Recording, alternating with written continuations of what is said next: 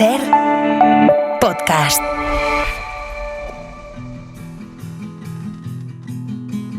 We've been gone for such a long time that I'm almost afraid to go home. A long road is a long, dragged out imagination where things can go wrong, but we keep rolling on.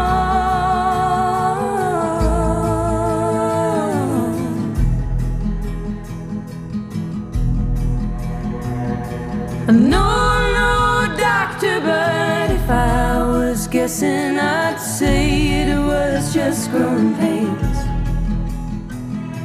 And painful as growing is, we can't forget it's hard to get to taking the reins, and we'll all be okay.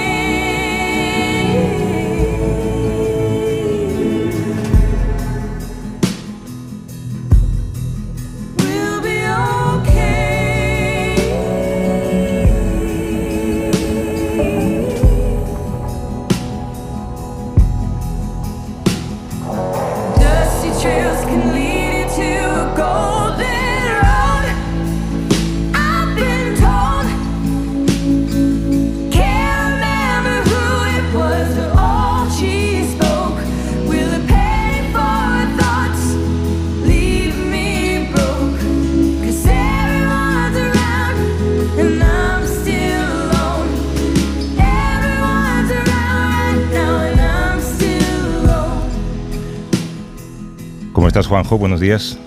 Hola, Javier, ¿qué tal? Último día del verano hoy. Mañana. Espérate, que no me llegas. ¿Tú te llegas a ti mismo? No te oigo, espera un momento. ¿Qué ha pasado? Se te ha soltado el cable de los, ¿Qué ha pasado? De los auriculares. ¿Ha pasado algo? ¿Ahora? Anda, mira que llevamos años con esto. ¿Ahora sí? Ahora sí, vale. Sí. No, que te digo que hoy es el último día del verano. Pues, hoy es 21, efectivamente. 21, mañana es otoño. Ah, pues se nota un poco.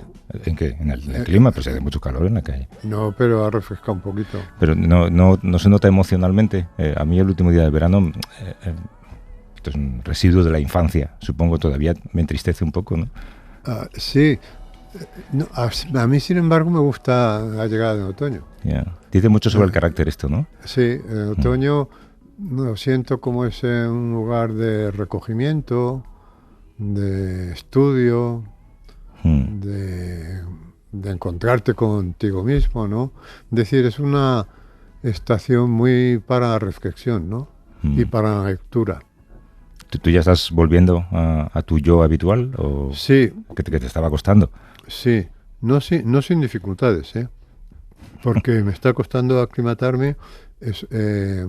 También, curiosamente, al clima, ¿no? Es decir, este calor que ha hecho, que ahora parece que va a bajar estos días en Madrid, es un calor como muy enfermizo, ¿no? Muy patológico. Yo sentía que era un calor que no era un calor normal de verano, ¿no? Sí. Y luego están también las noticias del mundo, ¿no? Que son tan... Esto, por ejemplo, de la censura en Estados Unidos, a mí me preocupa muchísimo, porque eso es como las fichas de dominó, que tocas una y van cayendo colocadas en fila, ¿no? Que van cayendo todas, pero en todo el mundo, ¿no? A la autocontención, a la autocensura. Bueno, pero esto además recuerda lo que yo siempre suelo contar, ¿no? Que de los años en Estados Unidos siempre tengo la impresión de que yo vi el futuro y de repente ese futuro va llegando en forma de burbuja de sanidad privada, burbuja universitaria, ¿no?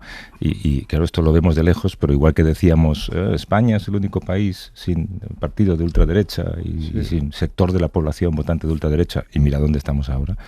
Esto que pasa allí, pues dentro de X años será nuestro presente. Sí, si no hay una reacción, ¿no? Porque parece increíble que, claro, es que parece, el poder que tiene este hombre es increíble, es que puede acabar aminorando a New York Times, ¿no? Quiero decir, puede amiganar a a las emisoras de radio, a las televisiones, o sea que tiene recursos, da la impresión de que tiene los recursos de un autócrata, ¿no? A mí lo que más me sorprende también es lo rápido con lo que se arrodillan las grandes corporaciones. Sí, eso te digo. Es verdad que la amenaza para ellos económicamente es devastadora, porque como tiene Trump en su mano suspender acuerdos, retirar licencias, pero por lo menos pelea un poco, ¿no? Pero ya te digo, pero esto es una situación de un autócrata, no es un país de tantos millones de habitantes y se va rindiendo poco a poco. A mí me parece... Y hay una cosa con Trump, por cierto, que me llama la atención, que pienso, porque no escucho ningún análisis político en esa dirección, ¿no? Pero yo tengo la impresión de que Trump o es un topo de Putin, ha sido un topo de Putin toda la vida, un topo que llega al poder, ¿no? O Putin sabe algo de él que me puede destruir. Porque es incomprensible la tibieza con la que se manifiesta respecto a todo lo que tiene que ver con Putin, ¿no? Bueno, es un tipo difícil, bueno, me ha decepcionado, bueno, o sea, pero no se manifiesta en ningún momento, se manifiesta con dureza respecto a Putin, y incluso ahora que, en fin, que la OTAN, el territorio OTAN está siendo amenazado con aviones que pasan por ahí tranquilamente.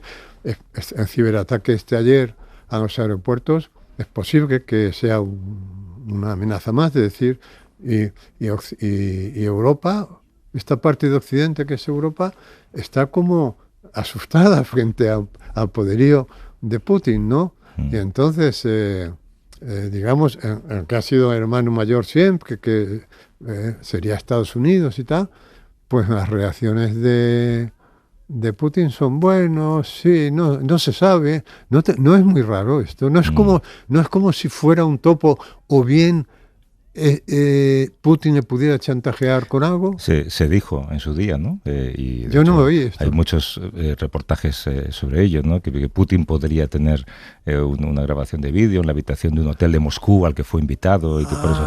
Pero esto es indemostrable. Ya, pero yo es que ni siquiera lo había oído, pero como análisis político, sí es cierto que su comportamiento es el de un aliado de Putin, no el de un aliado de Occidente, ¿no? Hombre, es una pregunta, no debería hacerte, iba a decir, ¿qué te duele más? ¿Lo que está ocurriendo en Gaza o que la gente niegue lo que está ocurriendo en Gaza? Bueno, a negaciones, bueno, al fin, lo primero, claro, es que lo que está ocurriendo te pone los pelos de punta. Es que ves las fotografías, pero es que luego llegan las descripciones, ¿no? El tiro al blanco en la cabeza de los niños cuando van a por la comida, ¿no? Las patadas a las mujeres embarazadas en el vientre, el hambre, y tal. Y luego también la tibieza respecto a eso. Es decir, bueno, pues, y además discutiendo si son galgos o podencos, es una masacre. Felipe González, ¿escuchaste a Felipe González? No escuché. Pues yo no he querido ponerlo para no estropear el domingo a mucha gente, pero diciendo, si quieren que dejen de matar gente en Gaza, que entreguen a los rehenes. Bueno, pero lo de Felipe, a mí también lo de Felipe no me extraña, porque está muy en la línea con Aznar, ¿no? Pero o de Aznar otra vez, en Aznar hay así como una cosa de odio, ¿no? Que ya se veía en el tema de Irak con las armas de destrucción masiva. Si fracasa en lo que está haciendo, dice, no se atreve a decir lo que está haciendo, vaya perífrasis. Vaya eufemismo, pero ¿cómo? ¿Desde qué? Es que yo creo que esta gente no tiene imaginación moral ninguna, ¿no? Porque ¿cómo se puede estar viendo todo eso sin conmoverte, incluso siendo partícipe moral de ello, ¿no? Dice, sí, me parece bien que estén desplazando de repente a 500.000 de personas que están ahí atascadas en una situación desesperada, pero que esto esté observando a humanidad con esta pasividad o con estas frases que sí, pero no. Yo, la verdad, es que nos está tocando vivir unos momentos complicados, ¿eh? Deprimentes. Complicados y deprimentes. Y ya digo, además, como...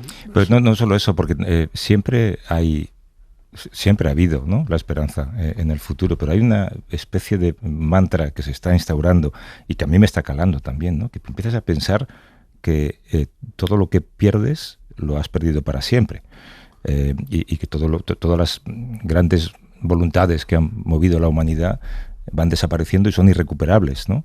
Que todo golpe a la libertad de expresión es un golpe perdido y difícilmente recuperable, que toda campaña contra las vacunas va a ser muy difícil volver a poner en marcha. Hay una especie de pesimismo colectivo, ¿no? No sé si yo lo percibo mal. Que sí, un pesimismo que se traduce también en resignación, porque no hay movimientos civiles de protesta. Es como si se hubiera tirado la toalla, como si se hubiera dicho, han ganado la incultura, la brutalidad. Sí, hombre, y en el caso de España, escuchando a estos líderes de la derecha, dan ganas de decir, mira, gobernad vosotros, ¿sabes? Sí. Ya está, gobernad vosotros y ya, es vuestro. Venga, España es vuestra, venga. Es verdad, ¿no? Es verdad que muchas veces es tan agotado que dicen, venga, sí. Ya, porque a lo mejor ya gobernando vosotros la gente se organiza, ¿no? Y porque, pues sí, es muy agotador y... Has pronunciado antes la palabra odio. Me han pasado un par de cosas recientemente que te quería comentar, a ver qué te parece también a ti. Personas a las que no conozco de nada, más que de pequeños contactos, que de repente insultan a Pedro Sánchez. Una señora con la que me cruzo a menudo y yo creo que ninguno de los dos sabemos cuál es la afiliación política del otro, ¿no? Y que de repente empieza a quejarse de lo mal que está la recogida de basuras y a ver si echan ya a Pedro Sánchez. Claro, no sabes por dónde empezar, por explicar que las basuras son gestión municipal, por qué tiene que ver Pedro Sánchez con las basuras, pues en fin. Y más recientemente, alguien que estaba arreglando algo en casa, claro, después de unas horas haces un poco de conchabeo, por llamarlo de alguna manera, ¿no?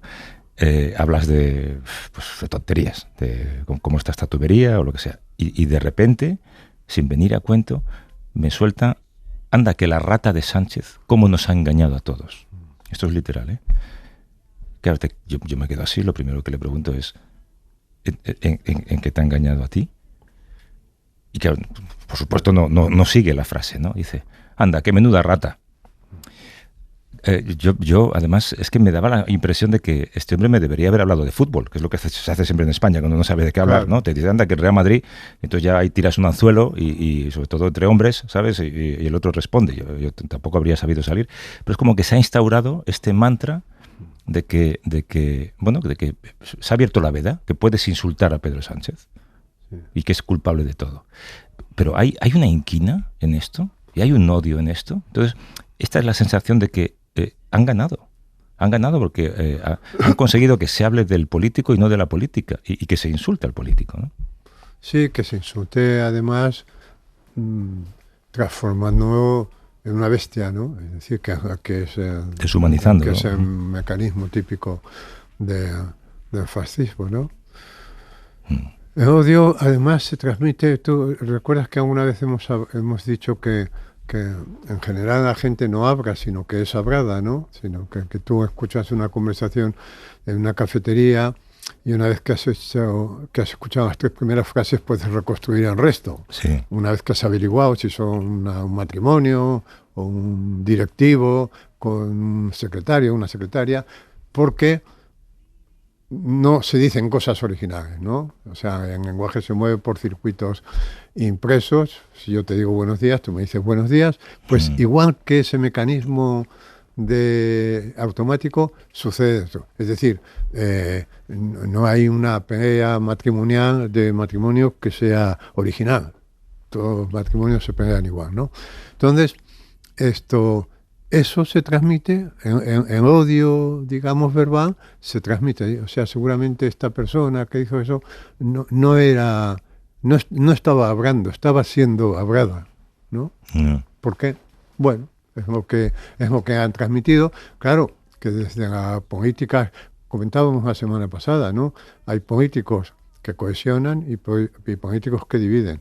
Entonces, claro, desde que se empezó con el hijo de puta y me gusta la fruta y tal, pues se ha abierto la veda y eso va a más, ¿no? Eso va a más hasta que un día hay un incidente en la calle.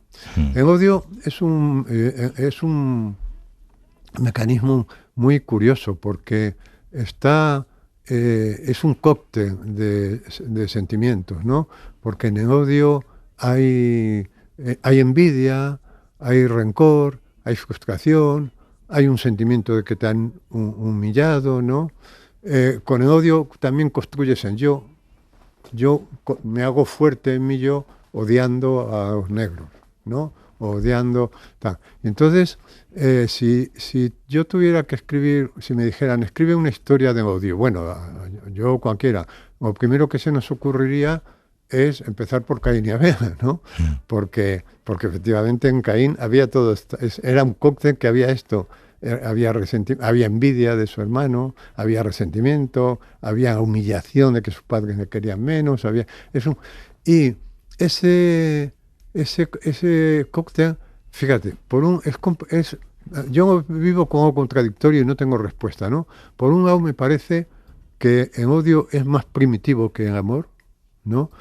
Puesto que en el odio influyen mecanismos como el miedo, que es muy primitivo, porque es el miedo al depredador, ¿no? O que te permite iniciar la huida frente al peligro. Y el miedo es uno de los ingredientes del odio, ¿no? Es decir, que el odio, siendo más primitivo, me parece que es más complejo. O sea, los dos, tanto el odio como el amor, son productos culturales. Pero me parece que tiene más complejidad el odio que el amor, curiosamente. O sea, el amor como construcción cultural, me parece que tiene menos ingredientes. Es decir, tú dices Jesús, que es el gran representante quizá del amor en la historia del amor, ¿no? Uno de los grandes representantes. Pues no te pones a destrenzar el amor de que está compuesto, ¿no? Es como que el amor es posterior, es menos primitivo, que es una construcción cultural menos primitiva que el odio, y sin embargo el odio tengo la impresión de que es más complejo desde el punto de vista de los ingredientes de que está compuesto, ¿no? Y esto me llama la atención. Y luego me llama mucho la atención el odio, pero lo que pasa es que es difícil distinguir la frontera. El odio de cartón piedra, ¿no? El odio que es como una falla, que en el momento en que se construye se incendia y desaparece, que es gran parte del odio que circula por las redes sociales, ¿no? Tú puedes vivir al margen de eso. Si no las miras, ni te enteras. Si las miras dices, ¿cómo es posible que...? Pero es un odio que yo creo que si tú me preguntaras a que ha puesto una frase terrible a la mayoría, le diría, oye, tú de verdad, si tú pudieras decidir la muerte de esta persona, porque el odio lo que quiere es la aniquilación de otro, ¿no? Si tú pudieras decidir la muerte de esta persona sin que te ocurriera nada, simplemente con el pensamiento, ¿lo harías? Pues seguramente no, porque funcionaría el sentimiento de la culpa, ¿no? Porque funcionaría, que es muy bueno el sentimiento de la culpa. Yo puedo tener sentimientos, y los he tenido, porque yo, pues, aquí todos hemos pasado por momentos en que no nos hemos sentido reconocidos, o hemos sentido una gran humillación. Tú dijiste alguna vez, todo el mundo ha querido alguna vez matar a su jefe, ¿no? Todo el mundo quiere, pero luego yo pienso, si a mí he hecho esta fantasía, ¿no? Si a mí me dijeran, oye, Juanjo, tienes la posibilidad de con el pensamiento matar a este, o que me salga un tumor, o que pierda un ojo, yo qué sé. Yo no sería capaz porque me funcionaría esta otra cosa cultural que es la culpa. Y yo creo que eso funciona en mucha gente que utiliza el ocio como algo de cartón piedra. Pero luego está el conductor neutro del odio, que es muy, muy terrible, ¿no? Que es aquel que transmite el odio como el cobre transmite la electricidad, ¿no? Entonces me estaba acordando del libro de Hannah Arendt sobre el juicio de Eichmann, que fue un nazi que fue responsable de los campos de concentración, ¿no? Y en el juicio, una de las cosas que asombraba es que era un tipo normal. Es que era un tipo que era incapaz de hacer las brutalidades era un tipo normal. Pero era un transmisor neutro de odio. O sea, ya digo, como el cobre transmite la electricidad, que esto se ve muy bien también en esa película que tuvo tanto éxito, que es una familia de nazis que vive al lado de un campo de exterminación. Ay, sí. Y solamente ven el humo de las chimeneas que salen. ¿Recuerdas que cuando... Recuerdo la película, pero no recuerdo el título. Bueno, ya nos lo dirán ahora.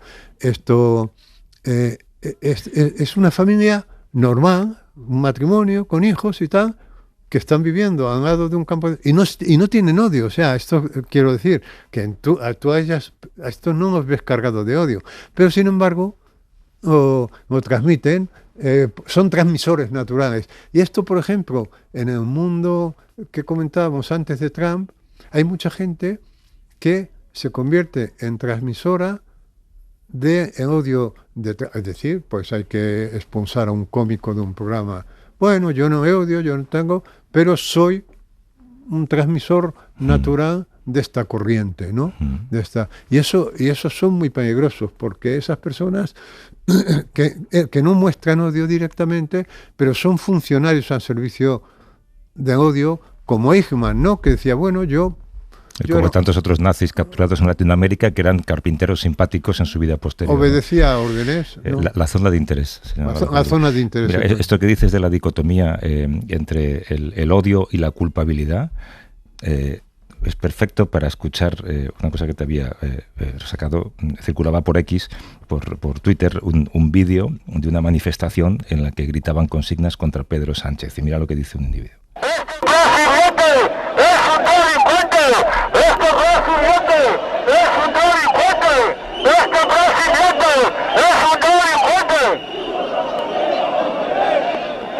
No se haga, no jodas. No, pero no, que no quiero que me conozcan, tío, no jodas. No, pero no se le ve la cara. Ah, vale, porque está así. Ah, vale, no te preocupes. Vale. No, te lo digo porque si no salgo en todos los lados y hostia, este quito no. Es un tío que insulta a Pedro Sánchez y le dice a la cámara de televisión que está ahí, no me saques la cara. O sea, es esa dicotomía entre el odio y la culpabilidad que sufro. Yo, en mi mentalidad radiofónica, o sea, nada me gustaría más que juntar en este estudio a ese hombre y a Pedro Sánchez, para que ese hombre le explique a Pedro Sánchez por qué es un delincuente. Claro. Sí, y seguramente sería posible y seguramente sería en buen tono. Entonces, este hombre tendría que hacer la reflexión de por qué estaba allí haciendo eso. Porque, claro, en el odio hay grados también, ¿no? Entonces, hombre, yo puedo detestar mucho a una persona, pero a mí no se me ocurriría ir a la sede de ningún partido, a la puerta de ningún partido, ni a la puerta de la casa de ningún político a esperar a que salga para insultarme. Ahí hay un grado, o sea, porque hay mucha gente que puede, en fin, no solamente no estar de acuerdo con las posiciones políticas de Pedro Sánchez, sino detestarme, sin llegar a desear su aniquilación, ¿no? A detestarme.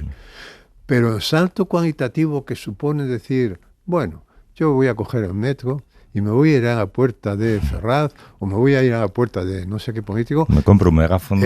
Esto ya es esta gente que estuvo, creo que durante meses en la... Sí, en la sede del PSOE, rezando el rosario. Sí. Claro, ya todavía los que rezaban el rosario, digo, bueno, pues estos creen en Dios, tal, pero es que esto... El grado, o sea, levantarte, ducharte, vestirte, y dice, lleva un trabajo ese. Me voy, ahí sí hay un grado, pero es un grado de odio también oculto en la masa. A lo mejor a esa persona la sacas de la masa y... Entonces, lo fácil que es reconducir a la masa, porque es lo que te digo, seguramente a esta persona le haces esa pregunta de seguimiento, que es ¿por qué es un delincuente? Y no te lo vas a decir, porque nos ha engañado. ¿En qué nos ha engañado? En todo. No. Es una conversación que es irresoluble. No, porque está siendo hablado, no habla, sino que está siendo hablado. Lo que pasa es que así, siendo hablados y con conductores neutros de todo esto, de repente desaparece un programa de televisión, Sí. de repente desaparece un periódico. O se crea de este clima en repente el que estamos. Se ¿no? crea este clima. Y todo esto, curiosamente, en nombre de la libertad. Ya. O sea, ellos cada vez que se cargan un periódico, dicen que lo hacen en nombre de la libertad. Lo primero que hacen los dictadores es nombrar en estado de excepción, ¿para qué? Para preservar la libertad. Ya, bueno, y ya sabes lo que preserva Disney cuando despide a Jimmy Kimmel. Claro. Preserva su cuenta de Se resultados. cuenta de resultados. Eduardo Infante, ¿cómo estás, Eduardo? Buenos días. Muy buenos días, chicos, ¿qué tal estáis? Pues aquí un poco deprimidos. Ya, yo estaba escuchando y me estaba deprimiendo con vosotros. Ay, Dios mío, qué Ya, programa mira que me estamos estaba haciendo. tomando un buen café, ¿eh? Sí, sí. Que Eduardo es filósofo, es profesor de filosofía en un instituto de secundaria en Gijón y es autor de varios libros. Uno de ellos es Ética en la calle. Ahora en la calle se ve poca ética, ¿eh? Por eso lo escribí, precisamente. ¿Cómo es posible que la política ahora genere tanto odio y que se haya implantado de manera tan generalizado ese odio? Bueno, yo mi tesis es que este odio, como yo creo que habéis dicho, no es espontáneo, sino que está fabricado a través de determinadas narrativas y que están al servicio también de determinados intereses, ¿no? Comenzaría diciendo que lo primero es saber diferenciar, ¿no?, los actores, ¿no?, que están participando en este odio generalizado, ¿no? Yo creo que habría 4 y habría que saber también diferenciar o repartir las responsabilidades. El primero, obviamente, son los que odian abiertamente. Los segundos serían los que proporcionan ese espacio donde se produce el odio. Los terceros, en los que yo me incluyo desgraciadamente, somos los espectadores o mirones, ¿no?, que asistimos al espectáculo, muchas veces sin hacer nada. Y por último, y son los más peligrosos, los mercaderes del odio. Es decir, los que usan ese odio precisamente para cosechar votos, audiencia y poder, ¿no? En cuanto a las causas, si queréis, luego vamos entrando tranquilamente, pero yo creo que hay múltiples causas, ¿eh? Ahora sí, me atrevería a decir que la más importante es el impacto que están teniendo las redes sociales, ¿no?, en nuestro día a día, en la vida, ya no en la vida digital, sino en la vida analógica. Porque, bueno, las redes efectivamente son el fruto de una nueva revolución industrial que ya no busca, como la primera, ¿no?, explotar la naturaleza, sino explotar directamente la naturaleza humana y ponerla al servicio del mercado, ¿no? Y han ido modelando nuestra forma de comunicarnos. Por ejemplo, pensad, ¿no? El meme simplifica el mensaje, pero también la complejidad de la realidad. El tener simplemente 2 botones, el me gusta y el no me gusta, nos está polarizando, reduciendo toda la complejidad de visiones y de opciones y de respuestas y soluciones a 2 y obligándonos a tomar partido, ¿no? Pero no son solamente las redes, Eduardo, porque hay mucha programación en televisión, por ejemplo, con programas pseudoinformativos que están basados en lo que ocurre en las redes, con lo cual actúan como amplificadores. Sin duda, sin duda. Te decía que había múltiples causas, pero sí que creo que las redes se han convertido en el paradigma de la comunicación. Es decir, también en los... efectivamente... Pero a mí me decir gustaría, que perdón, a mí me gustaría saber qué porcentaje de gente está en las redes, porque yo vivo al margen de las redes y yo en la realidad no noto... Yo te digo que estas 2 personas que yo mencionaba, que insultaban abiertamente a Pedro Sánchez, no están en redes. No están en redes. Pero reciben lo de las redes, Pero- no ya a través del hilo de cobre que dices tú, sino una especie de masa de agua por la que se transmite esa electricidad. Efectivamente. Fíjate como el ejemplo que tú ponías de esas 2 personas, que la comunicación, si la analizas realmente, es tal cual un meme, ¿no? Es decir, te decía que efectivamente que las redes al final terminan configurando el modelo en el que la vida analógica, pues al final terminamos. Fijaros como, por ejemplo, también los propios medios de comunicación van tomando como referencia las redes sociales en su manera de narrar, de escribir, ¿no? Cómo se van reduciendo los formatos, ¿no? Se van haciendo más simples, como también los debates ya no son diálogos, ya desde luego uno sería impensable, ¿no?, hacer algo parecido a La Clave, ¿no? Porque no lo aguantaríamos, ¿no?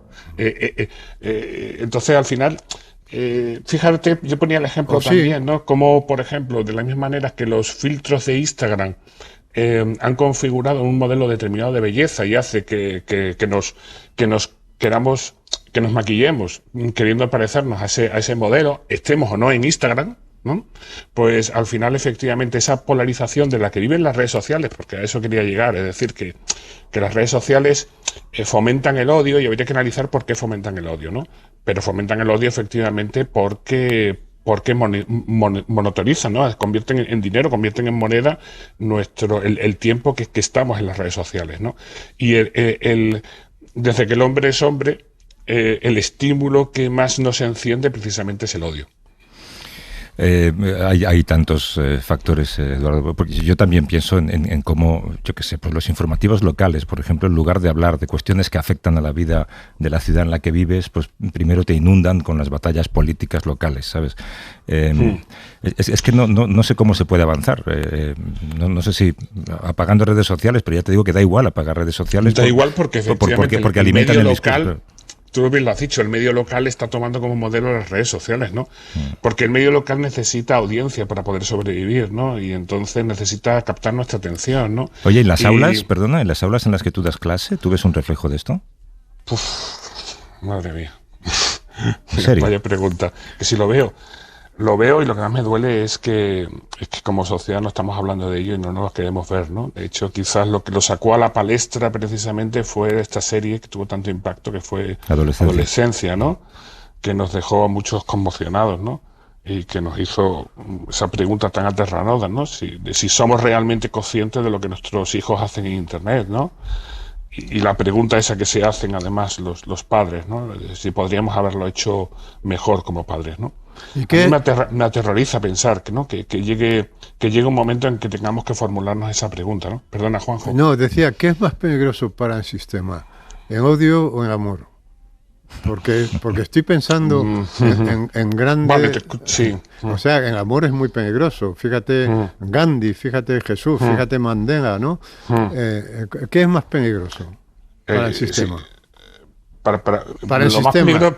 Lo más beneficioso para el... Bueno, eso lo Maquiavelo... Es que también... Es que tampoco hemos avanzado mucho. Los grandes manipuladores saben muy bien cómo hacerlo. Y quizás ya todo esté escrito, ¿no? Maquiavelo decía que era mejor que te amen, ¿no? Pero era mucho más fácil controlar al pueblo si te odian, ¿no?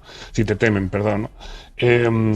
Y manejar... Claro, la pregunta es muy buena porque antes te estaba escuchando, Juanjo. Para odiar simplemente hay que dejarse llevar. Hay que abandonarse a la naturaleza del impulso, ¿no? Hay que, por así decirlo, animalizarse, anular la razón, ¿no? El ejemplo también que ponía Javier del Pino era magnífico, ¿no? En el momento en que intentaba razonar con esas personas era imposible, ¿no?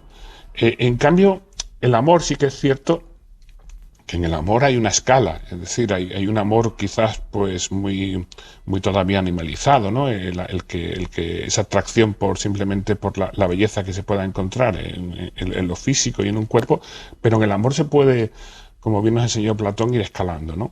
Y el amor nos puede elevar hacia lo más alto, ¿no? Y bueno, por ejemplo, fíjate como el viejo Aristóteles nos decía que para la convivencia, para el bien de la polis, ¿no? Para la vecindad, para poder vivir en una ciudad buena, era fundamental un tipo de amor concreto, que era la amistad cívica, ¿no? Y esa amistad cívica, pues yo creo que puede reducirse a que no hay ciudad buena y no hay sana convivencia ni política buena si no nos tratamos los vecinos como amigos, ¿no? Justo lo contrario de lo que estamos viendo en el Parlamento, que también creo que también esa es otra de las causas, ¿no? Es decir, los políticos también son paradigma, modelo para los ciudadanos de esa comunicación, ¿no? Y esos políticos, pues obviamente son modelo hoy en día de una profunda enemistad, ¿no? Y claro, eso cala luego en el ciudadano. Y es muy difícil salir de ahí. Claro, fíjate también cómo ha cambiado, Javier, el paradigma también de la política, ¿no?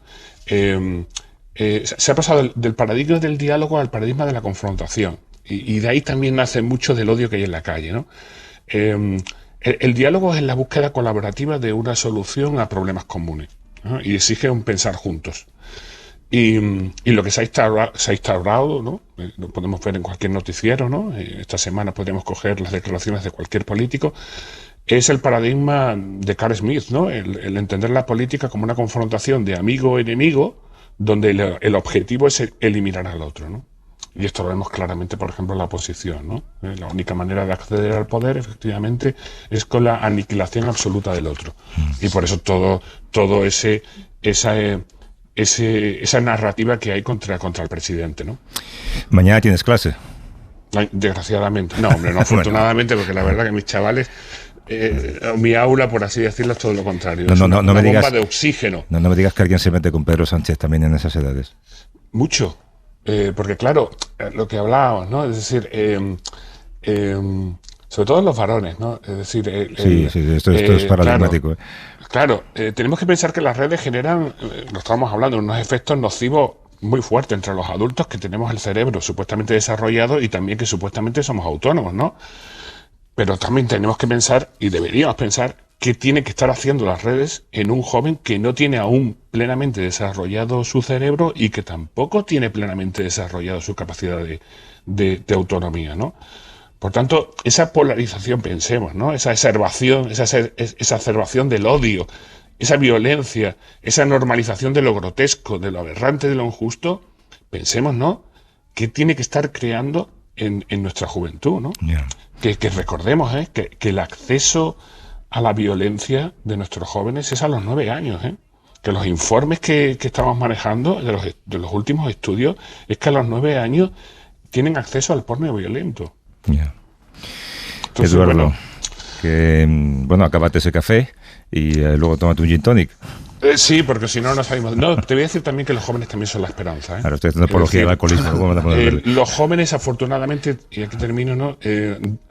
Afortunadamente, a diferencia de nosotros, sí, aún no han renunciado a la esperanza. Es decir, a nosotros nos han arrebatado ya el derecho a soñar, ¿no? Yeah. Ellos siguen sintiendo y siguen esperando un futuro diferente. Yeah, ese pesimismo del que hablaba yo antes, ¿no? Uh-huh. Eduardo Infante, que es filósofo. Gracias, Eduardo, un abrazo fuerte. Un placer. Hasta luego. Claro, ahora entiendo por qué llevas tú un par de años, Juanjo, queriendo hacer tú personalmente un reportaje sobre drogas alucinógenas.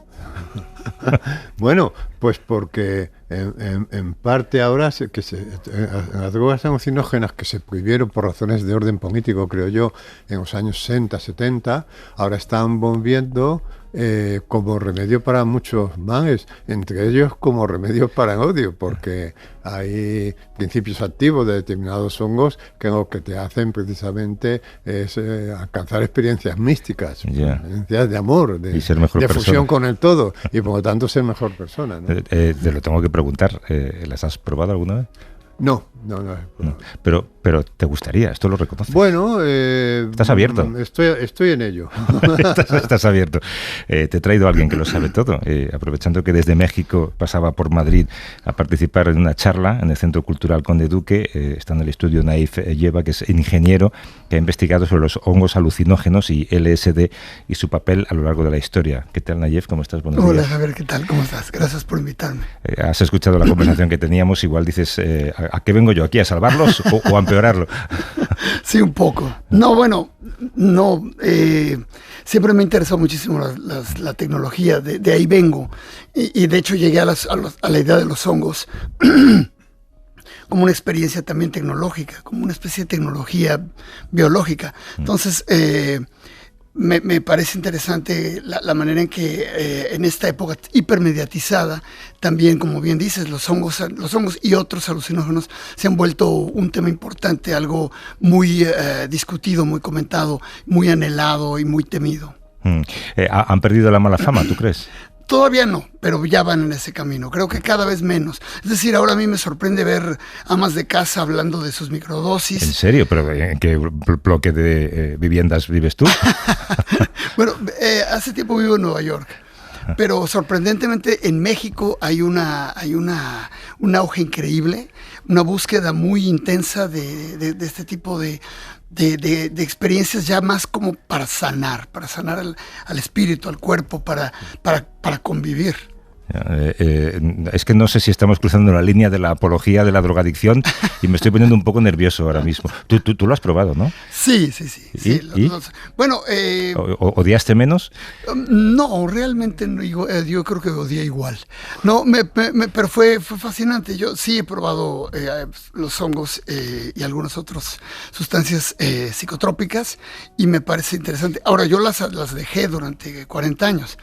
Y simplemente volví a raíz de empezar este estudio, de darle un poco de sentido, siempre quise escribir de esto, pero realmente no veía por dónde entrar. Y ahora con este renacimiento, creí que era un buen momento. Insistes en el renacimiento, pero yo no conozco a nadie que consuma hongos. Pero sí, Javier, sí. ¿Sí? Hay mucha literatura. Yo hace No, poco... literatura sí, Bueno, y algunas de las mejores canciones de la historia del rock están... No, pero esa literatura en parte está apoyada por experimentos que están haciendo en centros médicos. Sí. Yo he ido hace poco de un doctor norteamericano, no me acuerdo, que están investigando mucho para tratar depresiones, adicciones, en fin, también como experiencias ya más recreativas, pero que dan lugar a experiencias de orden místico, que sí, yo creo que y aquí en España también hay, en fin, incipientemente hospitales donde esto se está empezando a tratar. Es decir, y luego, de forma así como secreta y tal, pero hay mucha gente que en los fines de semana se reúne y con una especie de maestro, de gurú. ¿En serio? Sí. ¿Esto es donde ocurre? ¿En el Móstoles me tienes que dar? Estás al margen completamente. Pero como de las redes igual. No, bueno, sí, es que tú tienes por un lado una cosa ya más estructurada, organizada, con psicólogos y médicos que están utilizando eso, como tú dices, para este tipo de sustancias para combatir la depresión y el alcoholismo y drogadicción y demás. Y por otro lado, algo un poco más espontáneo, con chamanes y con esto. Pero en México es una locura, y en los Estados Unidos también, tremendo, cada vez más por todos lados, incluso en algunos estados ya legalizado. En el estado de Nueva York, donde yo vivo, no, todavía no es legal, sin embargo se hace. O sea, tú puedes tener una terapia con ketamina o con psilocibina para tratar una serie de disfunciones. Pues es paradójico esto porque especialmente en Nueva York, donde te dices, paseas por la calle y ves los efectos de la droga últimamente y son terroríficos. Claro, es que ese es primero, sería lo más importante, separar que estas sustancias, incluso el LSD, con la mala fama que viene teniendo, no tienen nada que ver con el fentanilo, no tienen nada que ver con drogas destructivas. O sea, y yo no quiero hacer una apología, pero bueno, definitivamente es otra cosa, son muy diferentes, tienen otra función. Está muy confundido. De hecho, este carácter místico que decía Juanjo, casi espiritual, tú cuentas en tu libro El planeta de los hongos, creo que se llama el libro. El planeta de los hongos, sí. Que en España los prohibió la Inquisición porque lo consideraban que era la competencia. Exactamente. Era un viaje tan místico que a lo mejor la gente iba a creer más en los hongos que en Dios. Exactamente. Bueno, pues sí, es un poco eso, ¿no? Cuando llega la conquista a México, bueno, obviamente no era México todavía, pero eso era cuando los locales, para tener experiencias con Dios, simplemente se comían el hongo o otras sustancias, porque había además una panoplia, una gran cantidad de sustancias que creaban estas experiencias místicas, estos acercamientos con lo divino. Y bueno, pues la fe cristiana requería de eso, de fe, de creer, de tener esperanzas en una vida posterior a esta. En cambio, estas sustancias te daban respuestas inmediatas, o por lo menos así. Con los hongos tenemos una relación muy ambivalente porque no son animales ni son plantas. Exacto. Y entonces eso produce una extrañeza. Yo me acuerdo que cuando era pequeño anunciaban un modo de ganarse unas pesetas, porque en fin, vivíamos en economía tal, que consistía en criar champiñones debajo de la cama, en cajones. Y recuerdo mi madre me iba a decir, pero no, porque los hongos siempre han tenido una fama y tal, y sin embargo, en fin, los hongos son... sin hongos no habría vida, ¿no? Claro. Y tal. Pero hay esa ambivalencia, porque dice, joder, no son animales y no son plantas, pero ¿qué son entonces? ¿Qué son? Bueno, si ves The Last of Us, son monstruos que te comen, básicamente. Exacto. Bueno, sí, yo creo que The Last of Us refleja muy bien nuestra incertidumbre hacia ellos, ¿no? Una serie de zombies en la cual los hongos son capaces de transformarnos y creo que refleja muy bien ansiedades que tienen que ver con cambio climático, con el impacto en la mente de sustancias que no conocemos, que no entendemos, a pesar de haber estado conviviendo con ellas por milenios y que están profundamente relacionadas con la evolución humana. Quizá, como dicen algunos hipótesis, tuvieron que ver incluso con el desarrollo de la mente humana. Con el despertar. Con el despertar de la conciencia, sí. Igual que dices que hay reuniones como las antiguas de Tupperware, de gente que queda para tomar hongos, que eso me lo tienes que demostrar. Hay más gente de la que pensamos por ejemplo, en tu libro tú mencionas que Steve Jobs consumía. Sí. No, y bueno, todo el Silicon Valley, la gente que nos dio estos dispositivos que ahora... Todo esto procede de los hongos. En gran medida, estos fueron inventados bajo efectos psicodélicos, ya fuese del LSD o de los hongos o de la ketamina o de muchas otras sustancias. Es decir, no solamente inventaron los dispositivos mismos, los algoritmos que permiten que estos funcionen, el diseño de la relación, de las interfaces que nos permiten relacionarnos con estas máquinas. Todo eso ha estado tocado de una u otra manera por la psicología. O sea, los algoritmos están drogados, esto es todavía más peligroso. No, esto es tal como lo dices. ¿Cómo es el viaje? Bueno, depende el momento, depende de las condiciones. Hay este término en inglés que es el set y el setting, es la situación y la condición. Y yo creo, en mi experiencia, que siempre fui muy bestia para consumirlos, nunca lo hice estructuradamente, nunca lo hice con un chamán, pues era un volado, a ver, cada vez era... Un volado, eso significa un viaje. Un volado cuando tiras una moneda. Eso es mexicano. O sea, que no sabías si iba a ser para bien o para mal. Exacto. Entonces a veces podía ser fabuloso, fantástico, una experiencia realmente cercana a lo místico o aterradora. Ahora, lo interesante es que uno recuerda siempre más las experiencias malas, las aterradoras. Esas son las que dejan más huella y de las que uno aprende más. Estoy pensando que es bastante fácil imaginarse a un mono consumiendo un hongo y de repente decir, hostias, soy yo. Mirándose, ¿no? O sea, un mono de repente, claro, porque... O sea, que el viaje del mono sea un ascenso a la conciencia de sí mismo. Exacto, que el viaje malo de un mono somos nosotros. Somos nosotros. Bueno, ahí está... Eso está muy bien. Esta teoría que es la del mono dopado, ¿no? Que básicamente cuenta que antes de que el hombre fuera hombre, estaban quizá homínidos caminando por las planicies muertos de hambre, de repente ven estos hongos, se los comen y empiezan a alucinar. Y esto les abre la conciencia y les permite crear nuevos niveles de comunicación, nuevos niveles de entender las cosas, un lenguaje diferente, una forma de relacionarse con el mundo diferente y eventualmente llegar a Trump y a Putin. Pues mira, esta semana se contaba esto de que se ha demostrado que los monos consumen más alcohol, es la teoría del mono borracho, se llama. ¿También? Más alcohol del que necesitan porque comen mucha fruta fermentada y en realidad eso les genera mucho alcohol en la sangre. Claro. Así que un mono borracho y drogado puede acabar gobernando el mundo, ¿eh? Hay que tener cuidado con esto. Ya estamos en eso. ¿Fomentan la creatividad?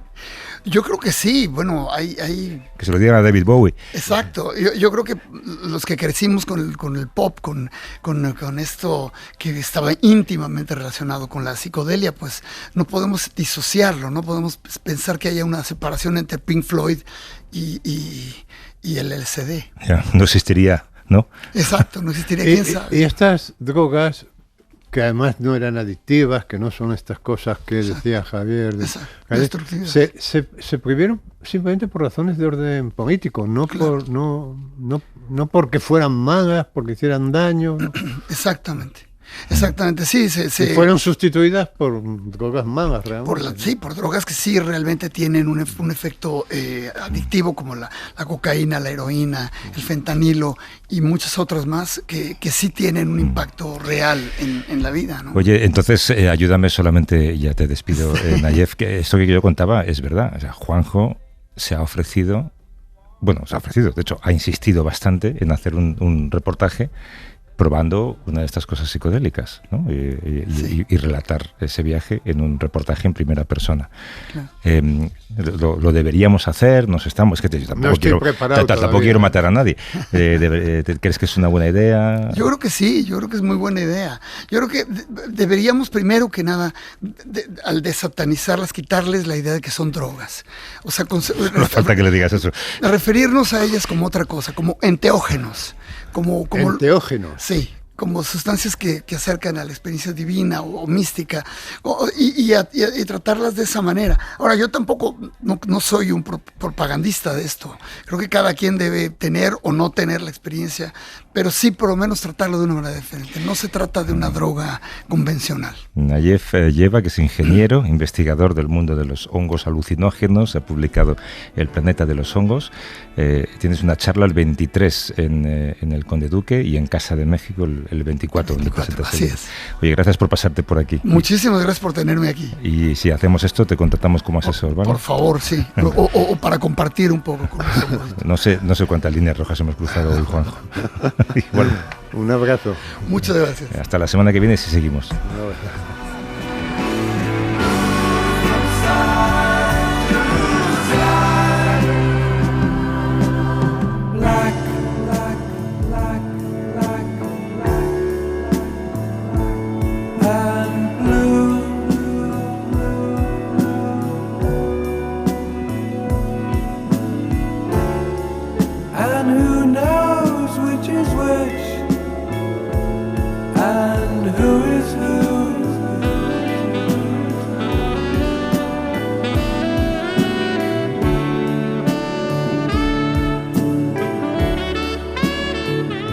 Para no perderte ningún episodio, síguenos en la aplicación o la web de la SER, Podium Podcast o tu plataforma de audio favorita.